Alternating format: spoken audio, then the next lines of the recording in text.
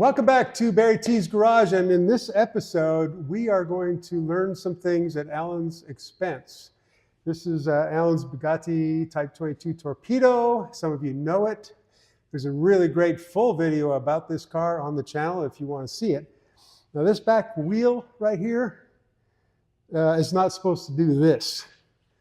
This is not supposed to happen, especially with the knockoff still attached.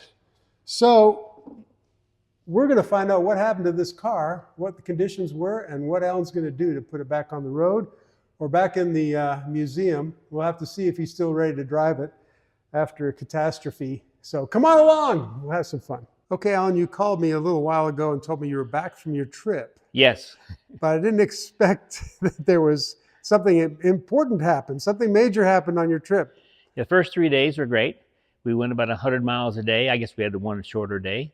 And then the day that we were on, we were coming into the lunch area on about a 45-mile-an-hour road, and we hit some real bad potholes in one little section, slowed us down to 40 miles an hour, but it really jostled us around a lot. And it also jostled around the car in front of us, so they slowed down a bit too. And then all of a sudden, all hell broke loose. All kinds of grinding and banging around, and we had broken an axle, and apparently broken it in the chatter bumps and the chuck holes. So it's on the outside rear, and I have four wheel brakes that are cable operated. So I still had front brakes, and when something's starting to really grind and make noise, and you're dragging on the road a little bit, and you don't know what's exactly is happening, but there's so much commotion, it's not natural, you're pulling over. So as it turned out, the good thing is this is a race car, a torpedo race car, 1913 Type 22, but it has rear fenders as well as front.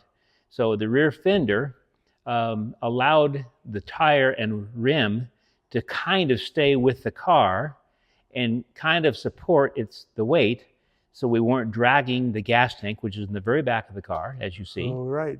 Yes. And we weren't dragging the iconic aluminum polished rear pumpkin that you never, ever, ever want to scar at all. Right. And we didn't touch the gas tank, even though it's in the rear of the car.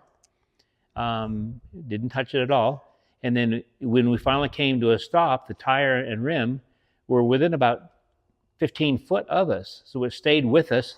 So we did break a 1-inch thick fender brace off with the weight of the car and the hitting and the bouncing.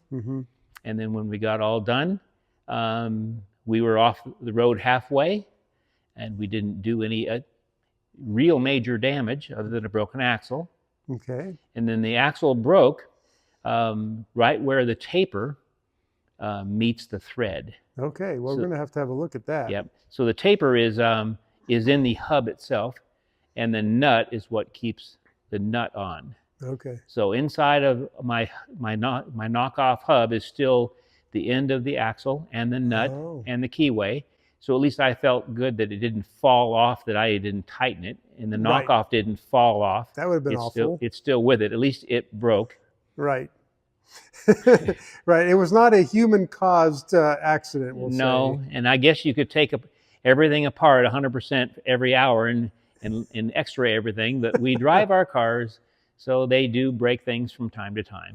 So that's an important point to just revisit. If people may not have seen the full video we did about this car, I may not know how much you drive this car, so why don't you tell us that part? I've driven it. I spent 3,500 hours restoring it in 2016, and I'm about 16,000 miles of races and rallies and every kind of event possible with it, including Bugatti Grand Prix, and we've traveled as much as sometimes 75 miles an hour. Normally 55 to 65 mile an hour is more than we can take without a windshield. So that's kind of our speeds. And I will attest personally that when you take a corner, I've had a ride, you're not taking that corner just very gently and just cruising. You like to push it a bit. It's made as a race car and a performance car and a sports car, and that's how we use it. Excellent. Yes, it could still stay in my collection and not ever be moved, but I have all my cars to drive. Mm-hmm. So I realize that I'm going to have some repairs from time to time. From time to time. So with that attitude, you're not crying in a corner. We understand there's something to fix, and you're going to take it on. And we're going to fix it in the next couple of days, I hope. Okay, that'll be interesting to see. Okay, well, good. Well, let me help you get that off the trailer. All right. And we'll see a little more clearly what happened. Okay, thank you. Okay. Yeah. Yeah. Okay.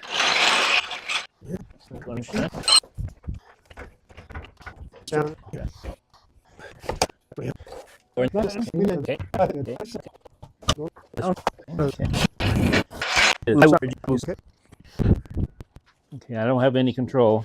I will try to help.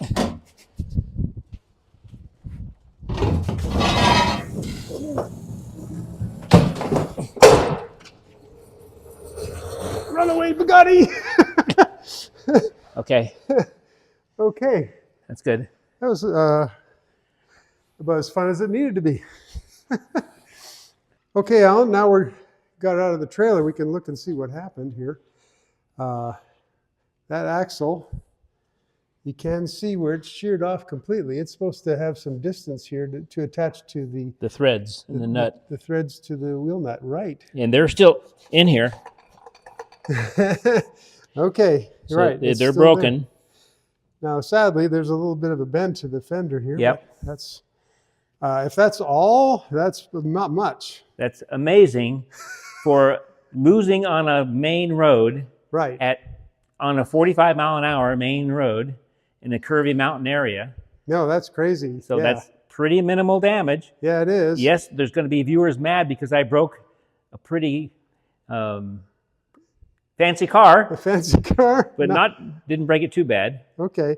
We're going to see this thing get repaired. I know that. Yep, I know that. we are. So what are the steps you're going to take to get this back on the road? Well, I've got to find somewhere and get a 111, 112-year-old axle. Well, You know, I have some spare parts. Let's go look. of course you have spare parts. Why wouldn't you? That's crazy. Okay. Here's one of my 3 containers with Bugatti parts. Now I know this just didn't get shipped in because you just got back in town. So So here's an axle puller I made when I took it apart and did the restoration. okay. And somehow in my box I have a pair, I believe, of new old stock 1913 Bugatti axles. Wow. And the threads are right-hand thread and left-hand thread. They don't look brand new, but they don't look like they're used. I'll clean them up with a laser and see if there's any damage or see if there's any wear. I believe they're new. Okay. I won't be able to know if these are the exact new old stock replacements for it, but I was under the impression 6 years ago when I was turned on to these by Gentry Restoration that they had a couple of those and maybe I should take them with me. I should make a little mount inside the car. So, you know, my wife can change the tires when we're going down the highway. I could just add to her, you know, her workload, change an axle too, you know, and not lose any time. Right. Yeah, what a hassle to have to put it on a trailer. I mean, you should have been just fixing down the side of the road. That's right. Or even going down the road. You know, it's not that heavy of a car. So tonight I'll put it up on my lift. Okay. And I'll take the pumpkin out. I'll take the pumpkin apart. And I'll see if indeed these are the correct axles. Yeah, you got the right lift for it. That's going to be no problem. Yeah. And even if they're not, Gentry Restoration in Europe, in England actually, will, you know, plug in and program and create me a new axle anyway. That's pretty wild. Now, when you're working with that axle, you're going to have to hold it still, probably, to get things off and polish and do things. Do you have a really good vise you could use? Yeah, that's good. Yeah, I do have that. So we have this vise.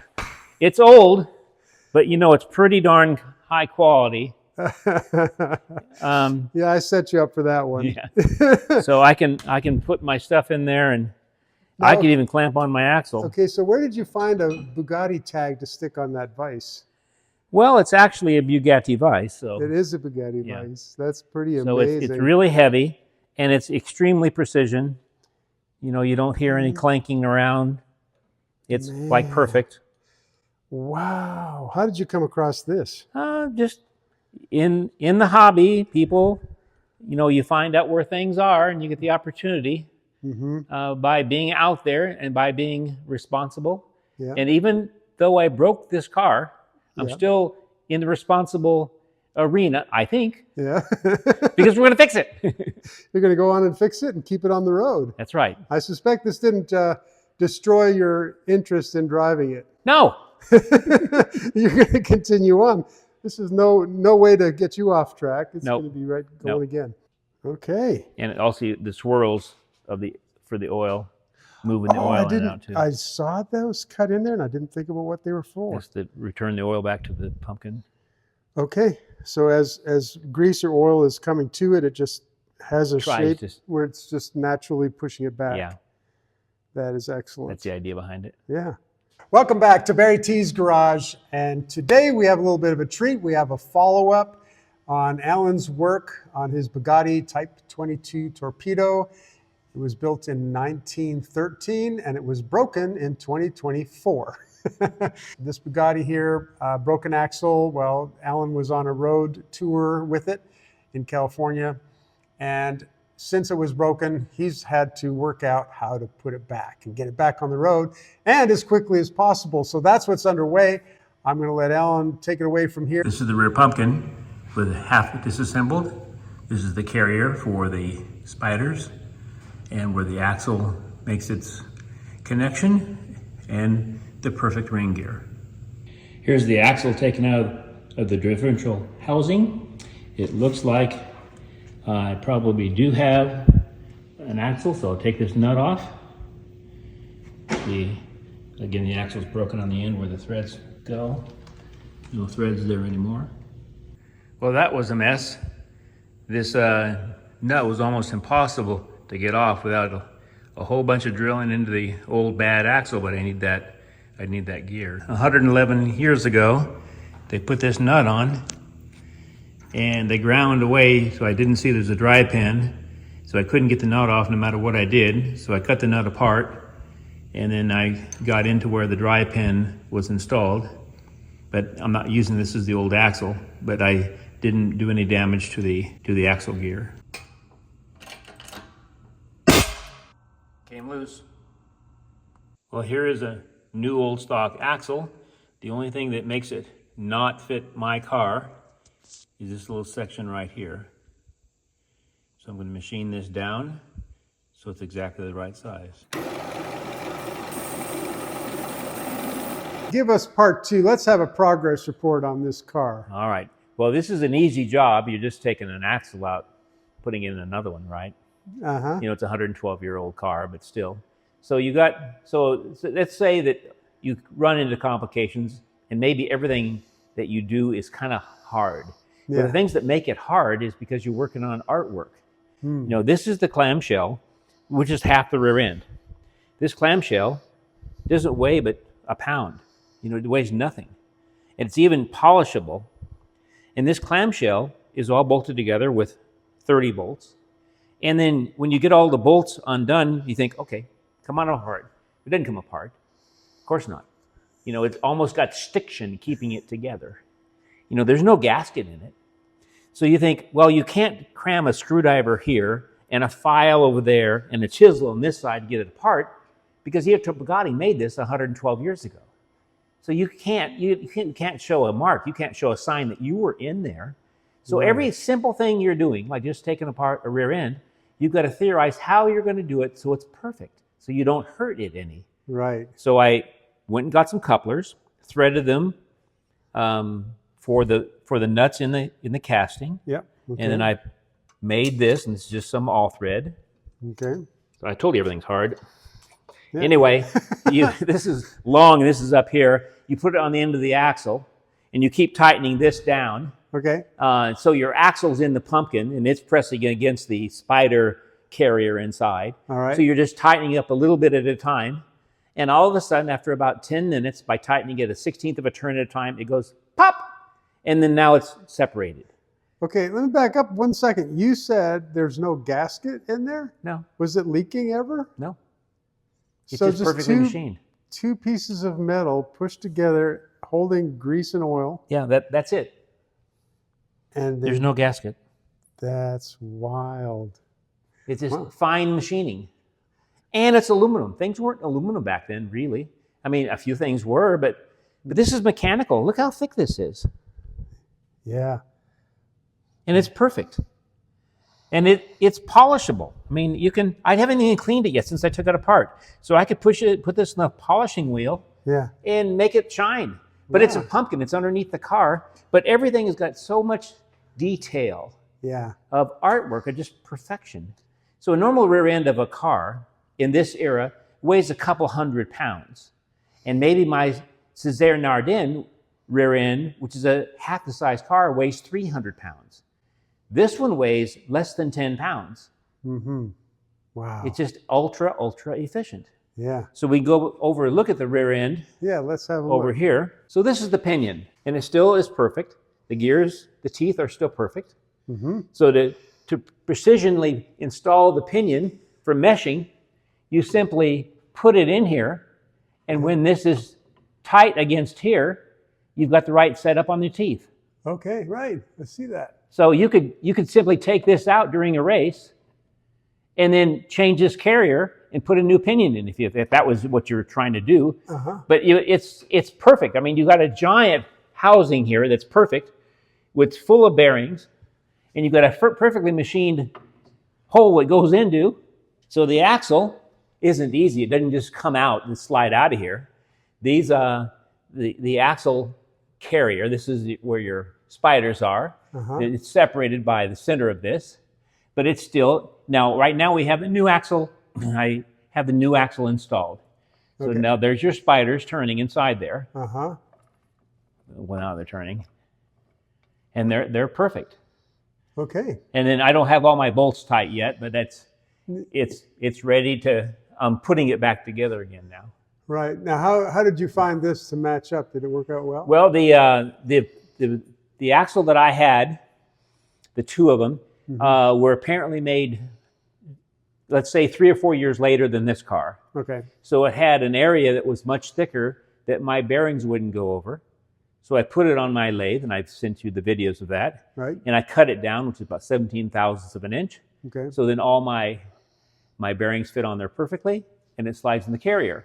But if, for example, even something as simple as these bearings here, you think they can just slide right off and you replace them. Right. No, this is fat right here.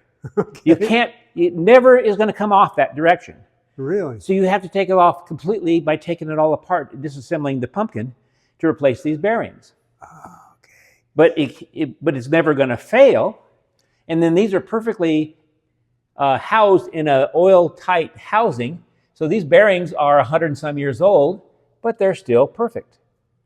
Wow, so you didn't have to get new ones? Nope. These are the ones you took out? They're perfect. There's no play in them at all. There's no play at all. So the bearings are all 112 years old, but they're perfect. You said you've driven it yourself about maybe 15,000 miles? 15 or 16,000 miles, I think I've logged in. Never mind whatever happened in the years and it had another 100 years before that. Right. Tell me about the availability of parts when you're working on something like this. This is the old one. The old one that signs up to here. Right. And that shows even the thickness here. Yeah. But see, you can tell this one is a newer design, and that's a great example here because this one has got a sharp edge, right, where the taper is in the axle. So if this one's going to break, another point that this could break is right between those two machining operations. Right. Because that could create a crack there, and that's where cracks usually start. Plus it did crack at the end of the taper here and break off the threads. Right. On the one, and this is the one that broke. Right. So this one is a better axle. And that's why I know it's probably 2 or 3 years newer, because instead of this being a sharp rise like this one is here, it's a mound. Yeah. Also, the threads on the axle that I think is 2 or 3 years newer starts about 1/8 of an inch from where the taper left off. Right, I can actually see that, right. Okay, the threads on the one that broke were right up against the taper. Uh-huh. And obviously causing a failure point. Right, and also if you look at this axle, you can see it broke right on where it was threaded. Yep. It's perfectly broke exactly where the threads were put in. Yep. Isn't that something? So the new axle has got about 50 thousandths of an inch less threaded area. So they have a finer threading on it. Yeah. And then also it's a machine thread. Okay. It's not a die thread. So when you put a die on something, it really makes sharp edges. When you machine a thread, it's a little bit more rounded. Okay. So this one's a little bit more rounded when you look at it than what this one was, and I have it, the threads are still in the other nut. Right. So you can see that there. Yeah, I see it. Okay. So but the problem with this is a metric car. And then Pietro Bugatti didn't do anything to a standard other than his standards. Right. So metric nuts and bolts in the large sizes are 16, 18, 20, 22, 24 millimeter. Okay. And those are big metric bolts. Right. And their pitches are 1.5, 2, and 2.5. But he wanted the absolute biggest thread possible on this axle. Okay. So he decided, well, the biggest thread would be 21 millimeter. There's no tap and die for 21 millimeter. No. Other than I found one tap in China 1 on eBay. So it's 21 millimeter.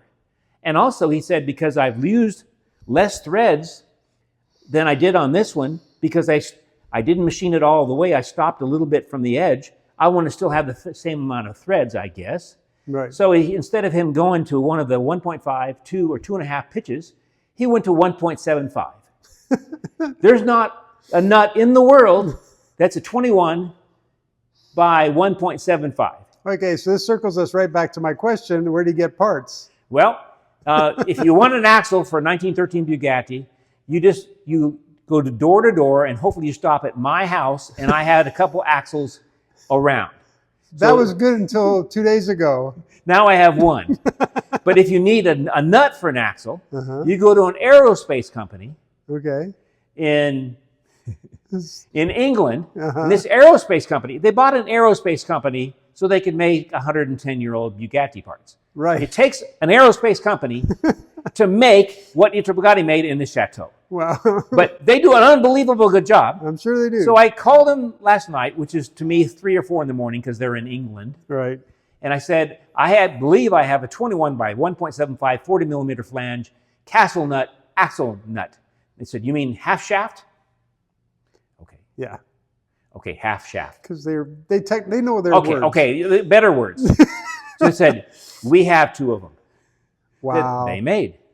Now, they're not the same price of a nut than Ace Hardware, but they'll be here tomorrow or the next day. Excellent. And they're, I'm sure, machined the same way to fit this exactly. Yeah. And their flange as square as it can possibly be. Yep. So it's the perfect nut. We broke an axle on a 111-year-old Bugatti and then fixed it in a day or 2, found the parts, and it'll be running again tomorrow. What is the process you do to put things back together? I mean, is there anything special to do? Not really. You just simply put it all together completely. Okay. You make sure it's perfect when you put it all together. Right. And then you still take each piece apart. And then you decide if you're going to pin it, you're going to put a drift pin in it, you're going to put Loctite on it, you're going to decide what they did. You're going to decide what they did, and you're going to decide what you're going to do. Okay. Okay, this is the original axle. Yep. And you see that I wasn't very careful getting the spider nut off. These are the tools I needed to use, and a Dremel tool, and the world's best vise to get this nut off. This nut, Pietro Bugatti put on, or one of his nuts put it on, and you can't tell if it's right-hand thread or left-hand thread. Right. But the 2 axles I have were both right-hand thread. Okay. So you saw nothing besides a nut. So you're trying as much as you possibly can to get it loose. You heat it up, you do everything you can, and then you get frustrated. So this nut is hard. So you take a Dremel tool, and what you have to do, since you're going to throw the axle away anyway, you're cutting into the axle, and you're cutting into it. Oh my goodness. You're breaking it apart. You're going to throw this away. This looks like you've been at war with this thing. So imagine if you're just taking the car apart. Well, you can't get it apart. So then you find, by finally cutting into it, that Bugatti, you can see over here, put a dry pin in there. Oh, but you can't. Wow. But you can't tell. You couldn't tell by looking at the nut because it was ground perfect. You saw no gaps in it whatsoever. You couldn't see that he put a dry pin in it. It's like he pranked you from 100. Yeah. So then finally, on one of the cuts, you're into the dry pin. Okay, that's what he did. That's it. So then you finally get it off, and you don't mess up any of your spider gears, or your gear on the end of the axle. Right. So you're very careful on your cutting, and you cut a certain way. Yeah. And you use your chisel, and you split it, and you finally get it off. On your question, well, how do you put it together? Yeah. Well, you could just put it together, and then in your mind, you could just drill a pin like Bugatti did. Mm-hmm. But the problem is drilling a pin, unless you're an aerospace company, you're not going to drill a hole in this nut on this axle and get it round, because this is really hard. Yep. And the axle isn't maybe as hard. Yep. So the drill bit isn't going to want to play right. Right. You're going to break a drill bit or two. You're going to waller the hole. It's not going to be a perfectly round hole. Yeah. And maybe the best place in the world could do that. But then you decide, you put it all together and make sure everything works good on your pumpkin. Yeah. And then you finally decide, I'm going to take it back apart again. Okay. And then you decide if you're going to put a wicking Loctite in, right, or you can put Loctite red in, mm-hmm, or you're going to drill it. Well, I didn't want to drill it because it'll weaken the axle. If you drill, this was a 1/4-inch hole that he drilled. That's a big hole. Oh, yeah. That's a pretty big drift pin. Yes, so that red really weaken it. So then that leads you to the other two possibilities: a wicking Loctite, like a 290. Yep. Or you could or Loctite red.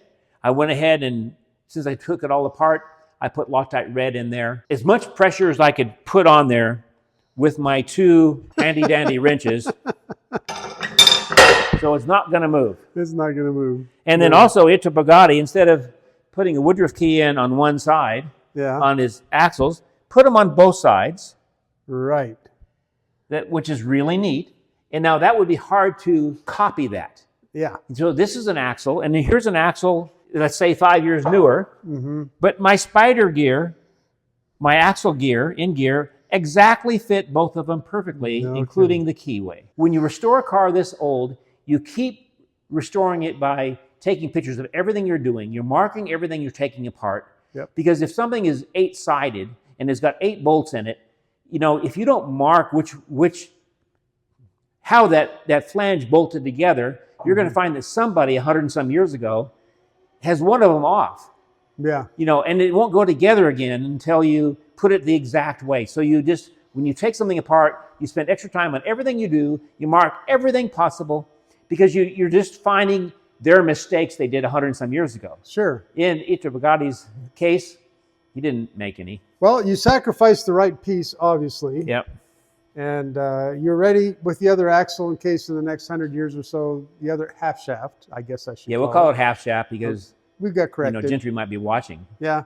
Okay. Or other people in England might want to call it half shaft too. We're willing to be corrected. Well, we're going to check back again when we have it on the road or on the next step, whatever that is. All right. Thanks, Alan. Thank you.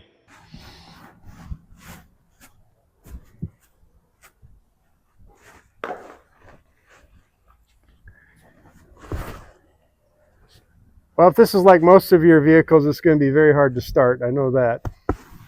Because they're all, 110 years old or more. Yeah.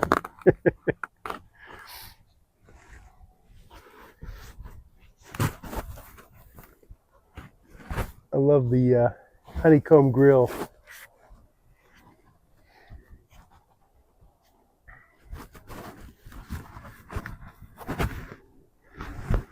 If I say something too goofy, I just edit it out. I'll be okay.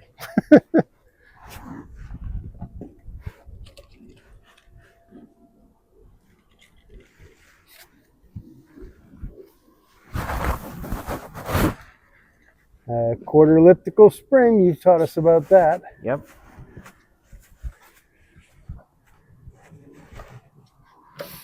It's got a lot of leaves on that spring.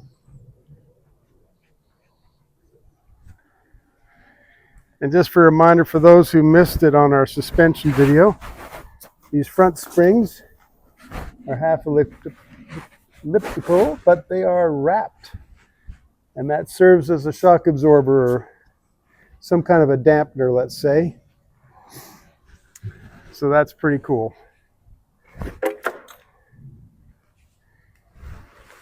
Everybody wants a good view of the dashboard before we are, the instrument panel I should call it, before we're underway, where the speed and vibration kind of makes it harder.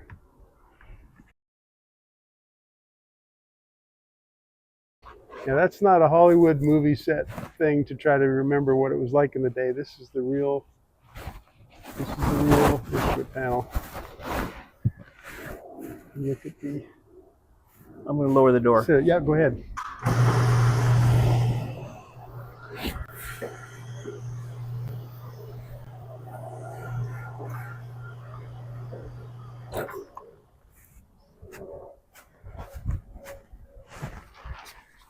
All right, guys.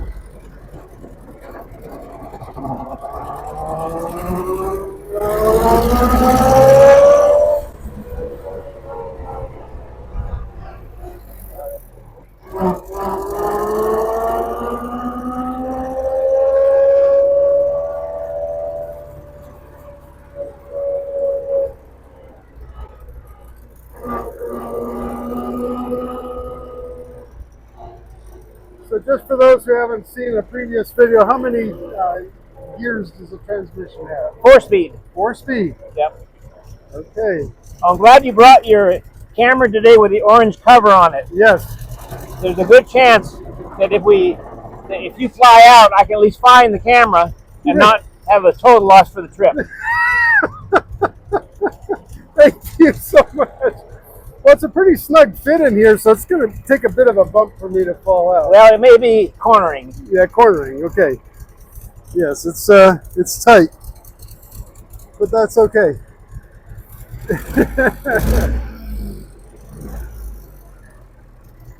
Now, there's no synchros in the transmission, though, is No. there?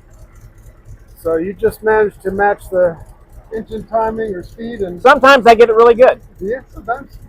Hey, once in a while, not. I can always get it in gear. Okay. So we'll probably get where we're going. You might have to edit some of the sound. Okay.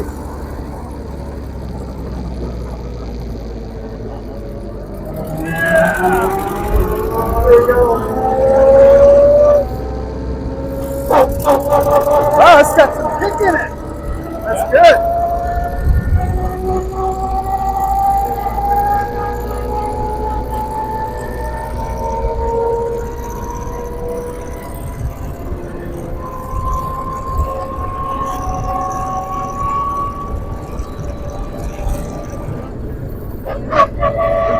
Back there, the wheel's still on. Good, yeah. Oh yeah, we're checking it. That's what we're doing here, right?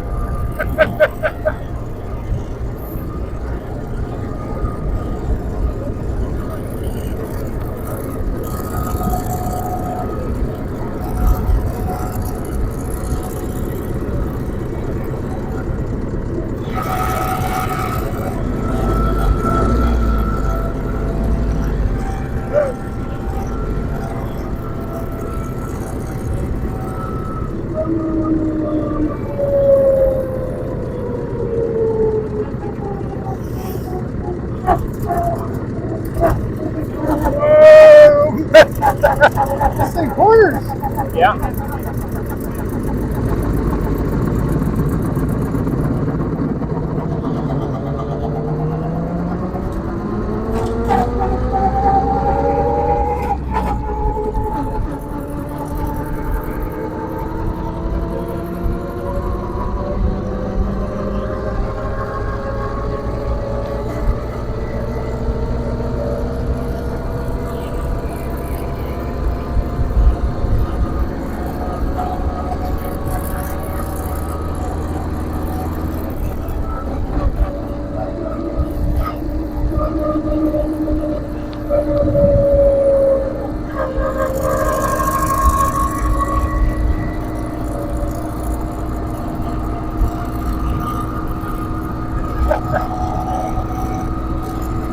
Wow.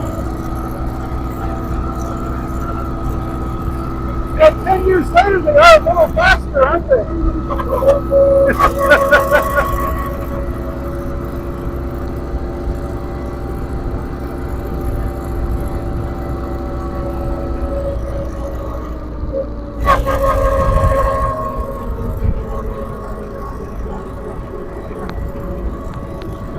So it looks like your tachometer works. Yep. That's nice.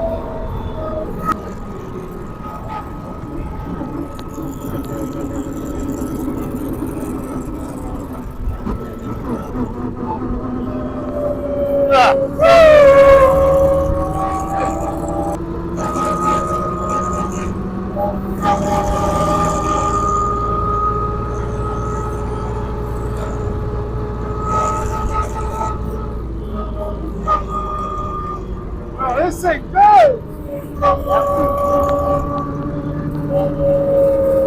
Yeah,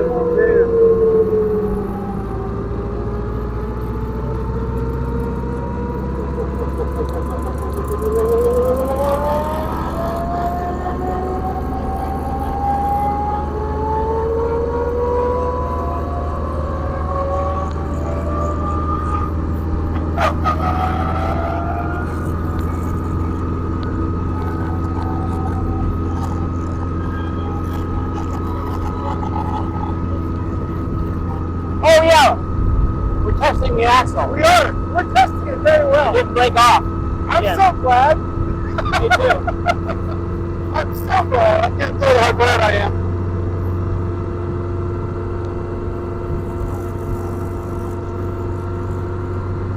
We've still got the gas in it from a year ago. Oh, really? Yeah. That's not so good, but But you use good gas, though, don't you? Don't you, that? don't you use good gas, though, yeah. not that Yeah. That helps a lot. Yeah, it does.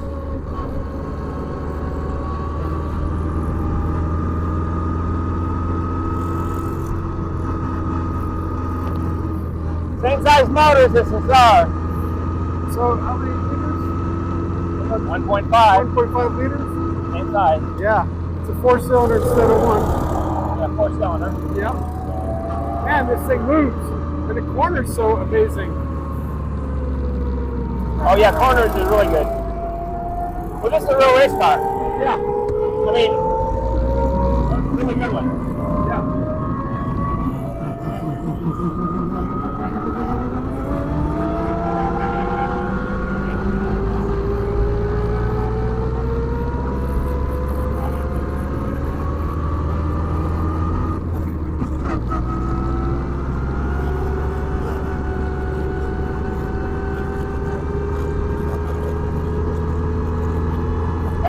$55.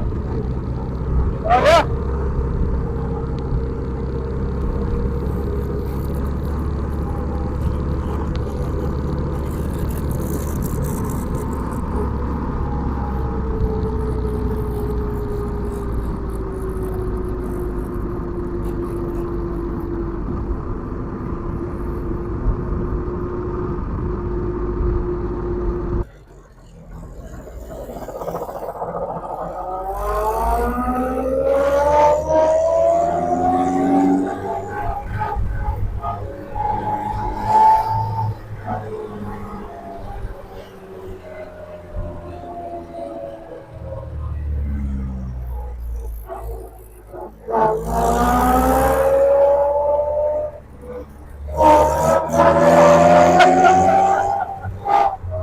Oh my God.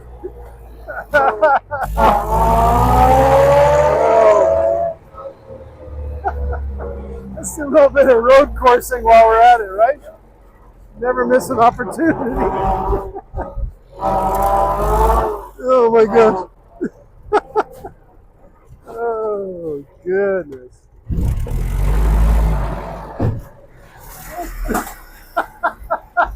Okay.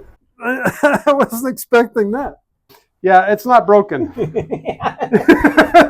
going to say right now, We can go this car is not broken. a lot faster.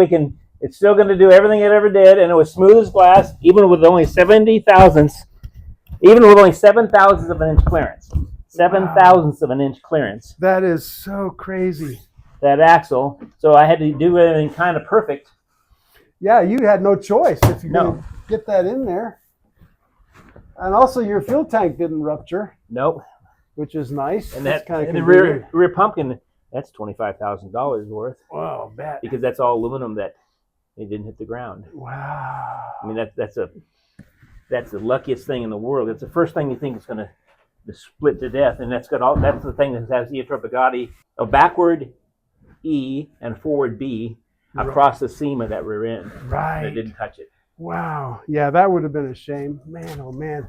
Let's see if I can get a quick shot of it so people can see it. From the side, maybe through, but it's worth it to go to the side, because Okay, it's probably this side here. well, it's worth it to show it, because it's really a work of art. The pumpkin. It is beautiful. Yeah. And it didn't hit the ground. Wow. Well, someone was watching out for you there. So we normally wouldn't necessarily be that reckless in test driving, but Well, I did it. I know I did a good job. You did a good job. The wheel's still on, the axle's still in place. Yep. And you didn't somehow bump me out. Is it in spite of your best attempt? Yeah. Thank you, Alan. Thank you. That's quite a success story right there, I got to say. I still remember walking up to that thing in this trailer with cinder block under it or something. Yeah. Wow. Okay. That's great.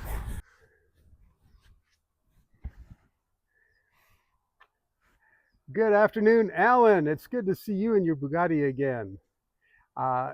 We have kind of left with a cliffhanger here. You'd broken the axle out on a tour many hundreds of miles away. Yep. And you've been working hard at getting this all put back together again. Tell us about the rest of the journey here with your axle. Well, the rest of the journey, the simple part is fixing the fender. The fender actually probably saved our life, because as the axle broke, when you're going down a mountain road, if you don't have a fender on, as soon as that axle breaks, your tire and wheel leaves, goes off the embankment, Yep. and you're sliding down the pavement. Right. As it turned out, we broke our mount that holds the fender. This 1-inch thick steel piece shank broke, Oh, right. but the fender stayed intact on the car and kept the tire with us. So it captured the tire right there. It captured the tire, So when we actually got to the point of off the road, the side of the road, on this mountain road, the tire was still with us, and it wasn't until we had got to 5 or 10 miles an hour that it actually collapsed, and then we hit the ground. But we didn't do it at 45, 50 mile an hour. We hit the ground with all of it at 5 mile an hour, 10 mile an hour, not very much. Wow, that's amazing. Yeah, so you're, that is a blessing that you were able to hold that together. That's fantastic. And then so the painter took 4 or 5 months to take care of the fender. And the problem with taking care of the fender is it's, of course, all aluminum. And then we don't use any clear. This is a Concours level restoration. Yep. So it's got 30 layers of pigment. Oh, wow. So it's got 5/1000 of an inch of paint. So you don't just spray it in the morning with your color and spray it clear in the afternoon and you're done. You keep putting color on and you sand it some, putting color on and you sand it some. So it took a long time. Is it an enamel paint or an acrylic, or you know? I don't know. Okay. It sure matches perfectly. He did a fantastic job. You can ask me that later and I'll get the exact information. Okay. He's been my painter for 40 years and wow. He does a perfect job on each one. Yeah. So. Wow, that's beautiful. And then the last time we talked, I told you I had a new old stock Bugatti axle. Right. And I bought that 5 years ago. I found a couple of them in France, a pair of them. They were actually from a Brescia. A Brescia is a 1922, 1923 car, but it's pretty much the same dimensions as this one. Mm-hmm. And it was from a 22, and this is a Type 22. But this is the handmade 22 from 1913. So it's different than the more of the production 22, model 22 that they made in the 20s. I see. So okay. I had that to start with. Mm-hmm. And when I looked at it, I had a right and a left, and they were different lengths by a little bit. I could match up my broken axle and the threaded part that had broken off, and I found the one that would match. And I thought, well, this is going to be pretty darn easy. So I took it all apart. Mm-hmm. I started to put that axle in, and it wouldn't go in the axle tube because the axle tube, the actual diameter of the new axle was 70 thousandths larger than the one from 1913, the one from 1922. That should be nothing. An axle tube, right? Right. No, the axle tube and the axle in this Bugatti model fits within 7 thousandths of an inch. Didn't need to be made that thin. It's unbelievable. That's so little difference. What is a tight tolerance? It doesn't need to be that. But I guess they could always tell if an axle's bent or something because it's going to touch that housing and they'll, I guess, replace the axle. But that's amazing, the precision. I couldn't believe that. Right. And it's a hardened axle.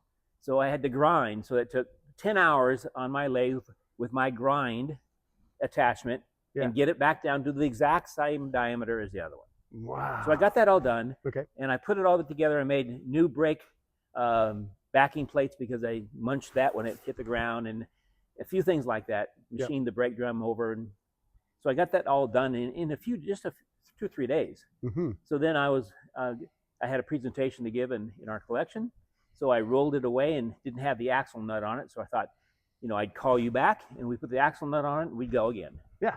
And as it turned out, the reason that it was a new old stock set of axles from 1922 and why nobody used it for 95 years was because when they made the axle in 1922, they hardened the whole axle without checking to see if they had used the lathe correctly and threaded the end where the nut goes on. Oh my. So that was off. That was too large. So I think, okay, no problem. Okay, so it's either Wentworth or it's metric or it's American. I can probably get a die and fix that. Or put it on my lathe. I can set up. No. It's 21 millimeter by 1.75.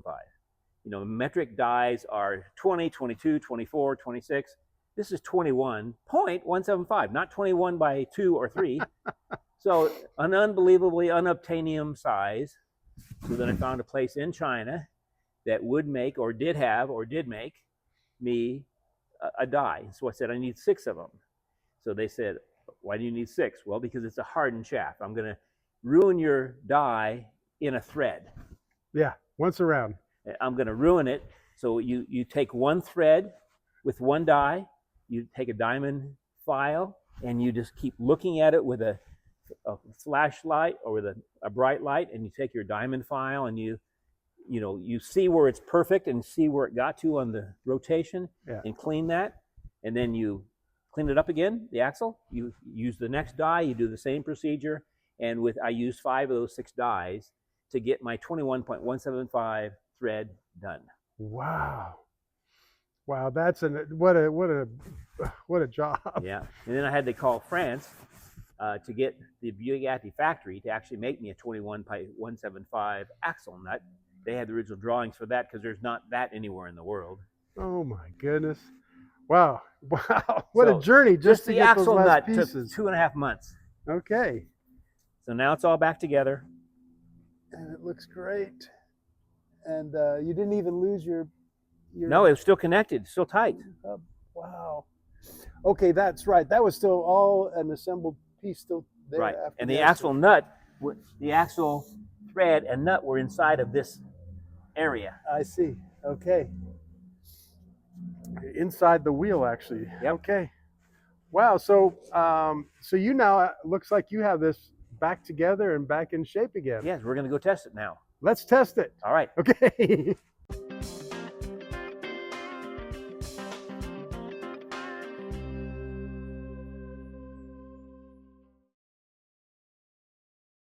The real major damage other than a broken axle. Okay. And then the axle broke right where the taper meets the thread. Okay. Well, we're going to have a look at that. Yep. So the taper is in the hub itself, and the nut is what keeps the nut on. Okay. So inside of my knockoff hub is still the end of the axle and the nut and the keyway.